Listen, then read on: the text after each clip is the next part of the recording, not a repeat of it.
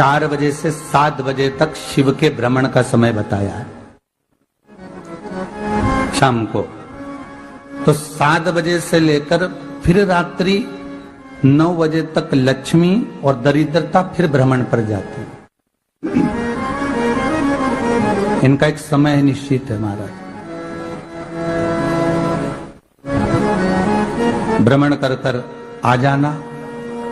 अब इस बीच में जब लक्ष्मी और दरिद्रता दोनों निकल कर जा रही हैं तो दोनों एक भाव रख कर जाती हैं कि आज हमको कहां प्रवेश करना है।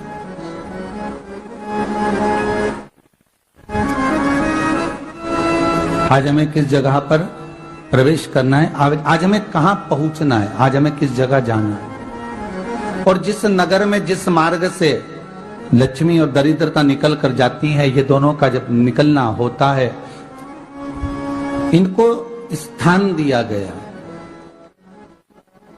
जहां पर स्वच्छता हो, घर के दरवाजे पर रंगोली डली हुई हो, द्वार पर जल छीटा गया हो।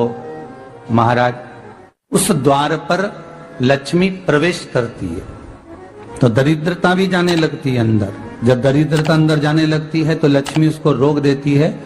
पहले मैं देखकर आती हूं कि तेरे लिए स्थान है कि नहीं, तू यहां रुक।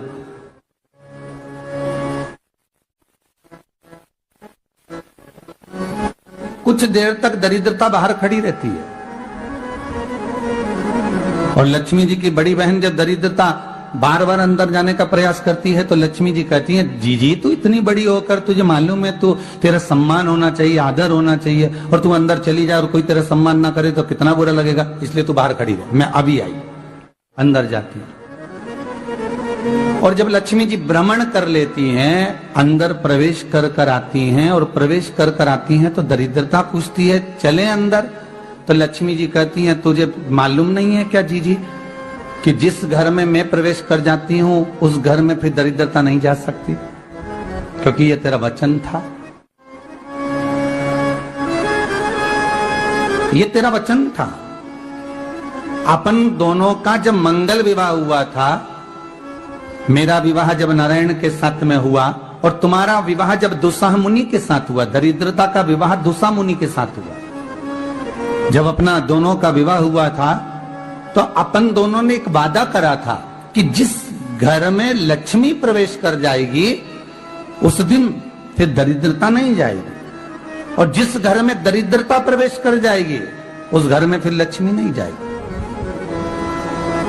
अब जब मैं अंदर देख कर आ गई हूं तो तू अंदर नहीं जा सकती, अर्थात लक्ष्मी के चरण जिस घर में पड़ गए उस घर में फिर दरिद्रता प्रवेश नहीं कर रही। चलते चलते फिर दरिद्रता ने देखा और लक्ष्मी जी इसको लेकर गई और लक्ष्मी जी ने देखा कि इसके दरवाजे पर जल नहीं छीटा गया, इसके दरवाजे पर ना रंगोली डली है, इसका द्वार साफ नहीं हुआ,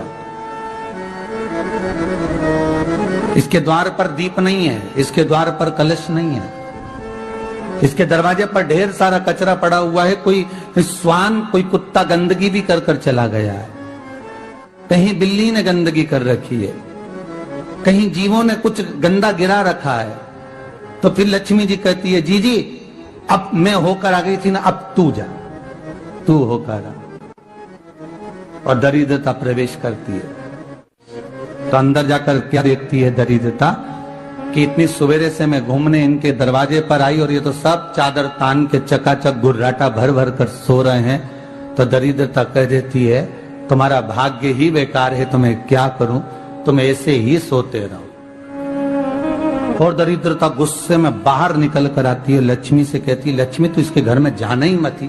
तो दरिद्रता को कहती है, जीजी तेरी बात नहीं मानूंगी क्या मैं? लक्ष्मी जी बोली, मैं तेरी बात नहीं मानूंगी, बिल्कुल नहीं जाऊंगी इसके घर में, तू चिंता मत कर, चल आगे चल। फिर आगे बढ़े। ये लक्ष्मी और दरिद्रता का प्रवेश है। आपके घर का द्वार, आपके घर का दरवाजा। फिर निवेदन करूंगा एक बहुत सुंदर बात, हमें महाराष्ट्र से सीखना चाहिए, हमें साउथ से सीखना चाहिए, दक्षिण से। जिस समय पर भक्ति देवी यमुना जी के घाट पर रो रही थी अपने पुत्र ज्ञान और वैराग्य को गोदी में लेकर समय देव ऋषि नारद ने प्रश्न किया था कि तुम कहां पर पोषित हुई हो, तुम्हें ऊर्जा कहां से प्राप्त हुई? तो कहा मैं गुजरात से तो चली हूं। और वहां से चलती चलती भक्ति देवी कहती है मैं बहुत दुखी होकर, बूढ़ी होकर, द्रवित होकर, बड़ी दुख में वहां से चलते चलते जब मैं महाराष्ट्र में पहुंची तो मैंने वहां जाकर देखा कि वहां पर लोग हर पल हर घड़ी ब्रह्म मुहूर्त में उठकर स्मरण करते हैं, नाम जाप करते हैं और दरवाजे पर जल छीट कर रंगोली डालते हैं। तो कह रही है कि वहां पर मैं थोड़ी अवस्थावान होने लगी, वहां मुझे अच्छा लगने लगा। फिर जब मैं और आगे पढ़ी, दक्षिण में जब पहुंची, वहां पर जाकर मैंने देखा कि सुबह से उठकर मंगलाचरण, मंगला स्तोत्र और वेदों की ध्वनि होने लगी। वहां पर मैं और आनंदित हो गई। हमें कुछ चीजें महाराष्ट्र से सीखना चाहिए कि वहां रहने वाले जो भगत हैं, वारकरी संप्रदाय के जो भक्त होते हैं, वैष्णव जो धर्म के भक्त होते हैं, उनका नियम है सवेरे के समय घर में पानी है कि नहीं है, पर जब भी वो घर का दरवाजे के बाहर थोड़ा ना थोड़ा पानी तो छींट ही देते हैं। और छींटने के बाद फिर वहां पर अपने यहाँ तो दिवाली पे रंगोली बनती है जी, और वहां पर रोज की रंगोली बन जाती है कि कभी हो सकता है परमात्मा राह भूल कर हमारे घर में प्रवेश कर जाए, इसलिए वहां प्रतिदिन की रंगोली, प्रतिदिन।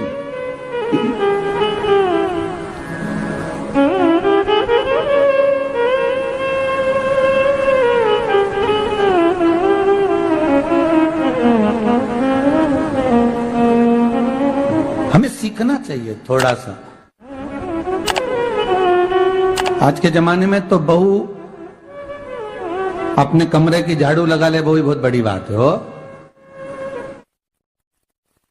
खड़ी खड़ी बहू ये देखती रहेगी कि नौकरानी सही से झाड़ू लगा रही, वहां से लगा के लाओ, इधर से हेड़ के ले जाओ, वहां से कचरा सोरो, वहां से पोछा लगाओ।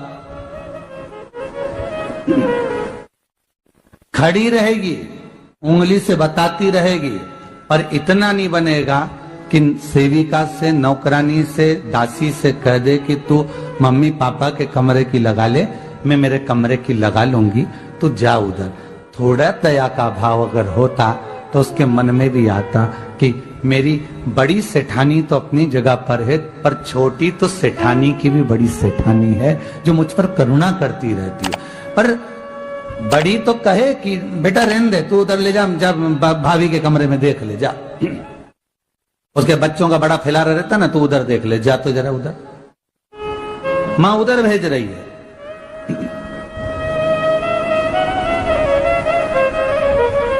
थोड़ा सेवा का भाव हमारे भीतर हो। और एक निवेदन तो हमेशा करा है और अब आज भी करता हूं, पूरे घर की सफाई करवाओ, पूरे घर में तुम पोछा झाड़ू जो चाहे करवाओ, मना नहीं है। पर एक निवेदन है, रसोई घर के अंदर बहू और बेटी ही जाकर भोजन बनाए तो अन्नपूर्णा सदा कृपा करती है महाराज। बहू और बेटी ही।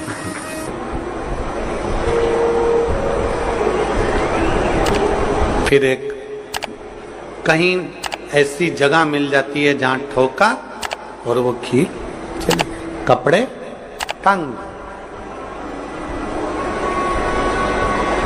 बार बार प्रयास करा, हिम्मत नहीं आ रही। आपने कहा कि कपड़े तो टांगना है, कील तो ठोकना पड़े। जैसे कील को बार बार ठोका गया, कपड़ा टांगने के लिए एक जगह नहीं लगी, दूसरी जगह नहीं लगी, तीसरी जगह नहीं लगी, चौथी जगह पर प्रयास करते रहे। उसी तरह भगवान शंकर की लोग कहते हैं कथा एक बार सुन ली, 2 बार सुन ली, 3 बार सुन ली, हम कहते हैं बार बार इस मन रूपी कील को परमात्मा के चरणों में ले जाकर ठोकते रहो। इस मन को भगवान के चरणों में ले जाकर छोड़ते रहो। कथा में इस मन को बार बार ले जाकर ठोकते रहो, एक ना एक दिन ये परमात्मा तक पहुंच ही जाएगी, ये निश्चित। थोड़ा प्रयास आपको करना पड़ेगा, थोड़ी मेहनत आपको करना पड़ेगी, प्रेशर बढ़ा, थोड़ा मेहनत थोड़ा प्रयास आपको करना।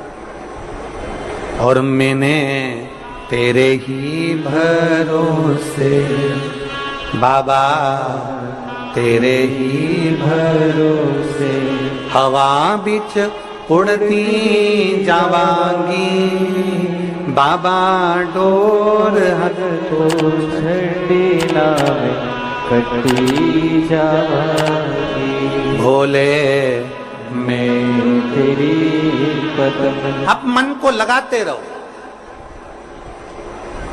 शिव महापुराण की कथा में चित्त लगाते रहो। टीवी खोलो तो शंकर की कथा ढूंढो, टीवी खोलो तो ये देखो कि आस्था चैनल पर कहां कुबेरेश्वर महादेव आ रहा है, कहां कुबेर भंडारी आ रहा है।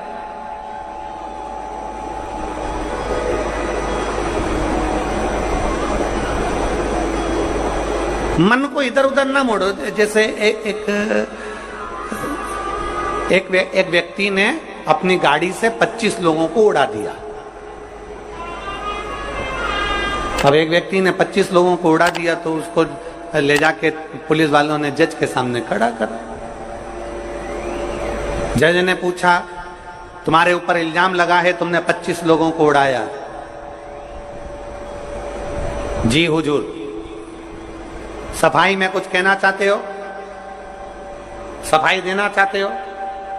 उसने कहा, हुजूर मैं गाड़ी चला रहा था, मेरा ब्रेक फेल हो गया था, तो एक तरफ 2 लोग जा रहे थे, एक तरफ पूरी बारात जा रही थी।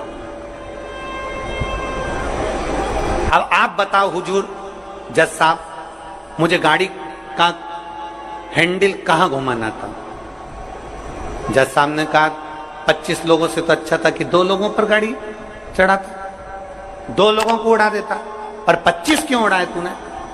जज साहब आप बिल्कुल सत्य कह रहे हो, मैंने अपना हैंडल 2 लोगों की ओर ही घुमाया था, पर वो बारात में घुस गए थे। मैंने तो 2 के लिए ही हैंडल घुमाया था, पर वो बारात में घुस गए। हम भी ऐसे ही हैं। हमें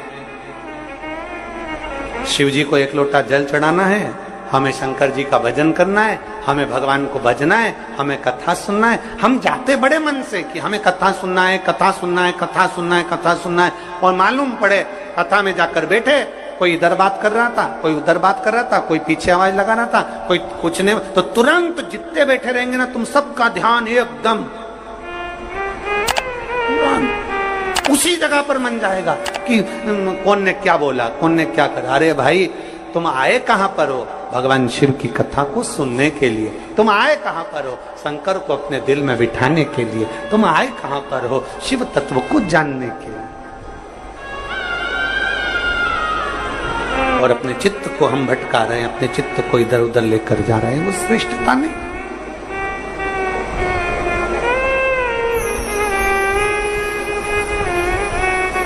जिस समय पर ब्रह्मा जी ने सृष्टि की रचना करी,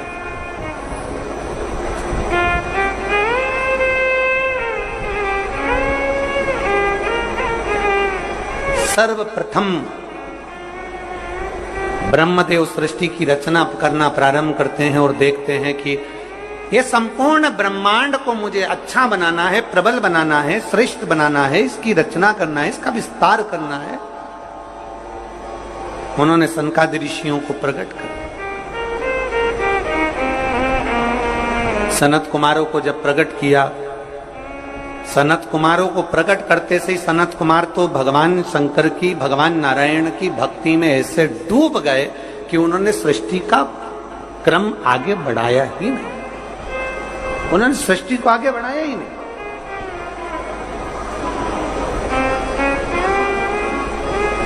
अब ब्रह्मा जी के मन में बड़ा दुख हुआ, ब्रह्मदेव के हृदय में बड़ा दुख हुआ ब्रह्मा जी को। ब्रह्मा जी भगवान नारायण के पास में गए और नारायण के पास में जाकर उन्होंने हाथ जोड़कर निवेदन करा। ब्रह्मा जी बोले हैं, नारायण, मैंने सृष्टि का खंड आगे बढ़ाने के लिए सनकादि ऋषियों को प्रकट किया, मैंने सृष्टि को आगे बढ़ाने के लिए सनकादि ऋषियों को मार्गदर्शन किया, पर ये सनकादि ऋषि तो भगवान की भक्ति में डूब गए, आपके भजन में डूब गए, ये तो कोई सृष्टि को आगे बढ़ाते नहीं है। करूं तो करूं क्या, सृष्टि कैसे बढ़ाई जाए, अब ये मुझे आप बताओ।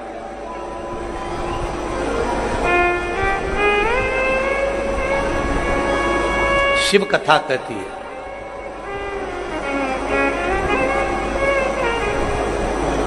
जब आपको लगने लगे कि मैंने बहुत प्रयास कर लिया और अब मेरा यह कार्य नहीं हो रहा, तब उस जगह पर शिव महापुराण की कथा कहती है कि एक बार शंकर पर विश्वास कर देखो, शंकर पर भरोसा कर देखो। एक पत्र है,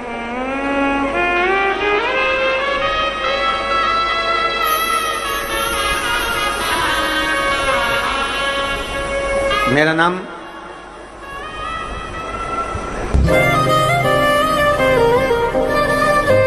जात्री साहू है, ग्राम बोराई, जिला दुर्ग की निवासी। 7 साल की बेटी है जिसका नाम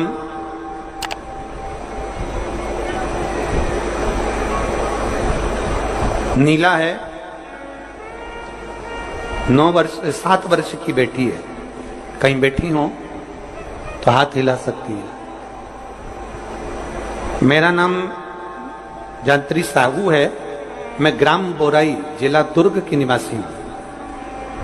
मेरी 7 साल की बेटी है, कहीं बैठी है, बच्ची आई है साथ में, ले आओ उसको, धीरे धीरे ले आओ, ले आओ उसको, धीरे धीरे लेकर आओ। 7 साल की बेटी है, 9 फरवरी को स्कूल से आई और अचानक वो बात कर रही थी तो तुतलाने लगी। तुतलाते तुतलाते उसकी आवाज चली गई, गिर गई, कमर, पैर, हाथ कुछ काम नहीं कर रहा था। बाद में उसने आंखों को भी बंद कर लिया, सुनने की शक्ति भी चली गई। गुरुदेव, हम तुरंत उसको लेकर डॉक्टर के पास भागे। जब डॉक्टर के पास गए तो डॉक्टर ने जब जांचें करना प्रारंभ करा और जांच करते करते करते करते मालूम पड़ा कि इसको एक बीमारी हो गई है जो 2 लाख बच्चों में एक बच्चे में होती है, जिसका नाम GBS है। जिस बीमारी के अंतर्गत शरीर के, गला पकड़ रहा है भाई, जिस बीमारी के अंतर्गत शरीर के एक एक अंग बंद होते चले जाते हैं, उसकी नसें चोक होती चली जाती हैं। GBS बीमारी के अंतर्गत नसें चोक होती चली जाती है, बोलना, देखना, सुनना, शरीर का काम करना सब बंद हो जाता है। डॉक्टर ने कहा यह बीमारी बड़ी खतरनाक है, यह बीमारी ऐसे ठीक नहीं हो सकती, इसको नागपुर ले जाओ। हम अपनी बच्ची को नागपुर लेकर गए। नागपुर में उसका इलाज चालू हुआ। इलाज करवाते करवाते करवाते करवाते 10 दिन हो गए, 15 दिन हो गए, पर बच्ची को होश नहीं आया, वेंटिलेटर पर पड़ी रही। ना बोल पाती, ना चल पाती, ना देख पाती, ना सुन पाती। तब किसी ने कहा कि सीहोर वाला महाराज कथा कहता है, उस कथा को एक बार इस बच्ची के कानों में सुनाना प्रारंभ करो। डॉक्टर तो अनुमति नहीं दे रहे थे, पर हमने डॉक्टरों से बोलकर बच्ची के कानों में हेडफोन लगा के कथा कहना प्रारंभ किया। शिव मंदिर जाकर बेलपत्र लाते, उसके पलंग पर रख देते, थोड़ा सा जल लाकर उसके होठों पर लगा देते। 21 दिन निकल गए पर बेटी होश में नहीं आई।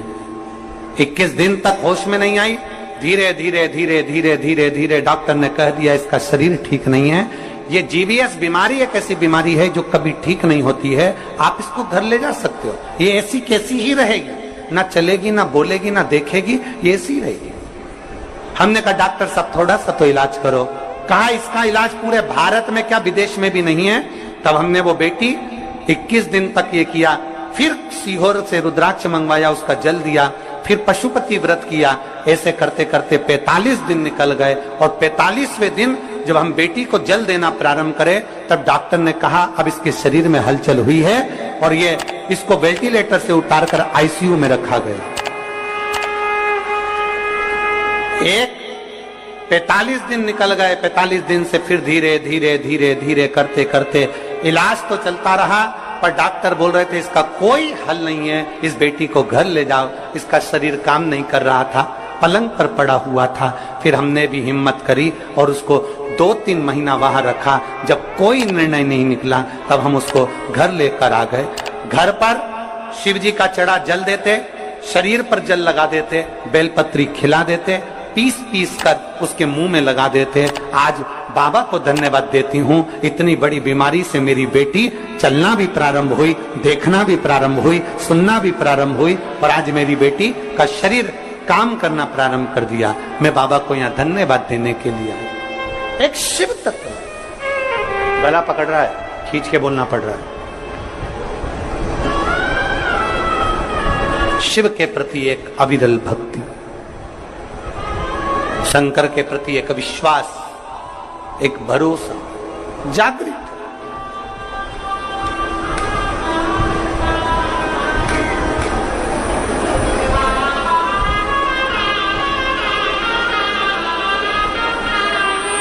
एक लाइन इन्होंने बहुत अच्छी लिखी है, बाबा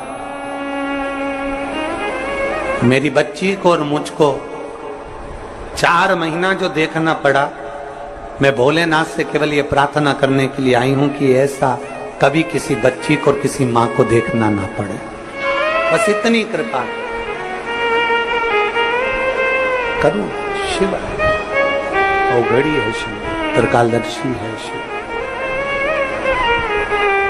शंभु औघड़ी, त्रिकालदर्शी कैलाशी अविनाशी है। ब्रह्मा जी कह रहे हैं सृष्टि कैसे बढ़े,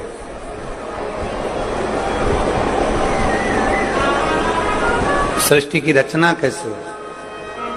भगवान नारायण ने कहा कि आप एक काम करो, भगवान शिव के पास में जाओ, शंकर जी के देवादिदेव महादेव के पास में जैसे ही पहुंचे,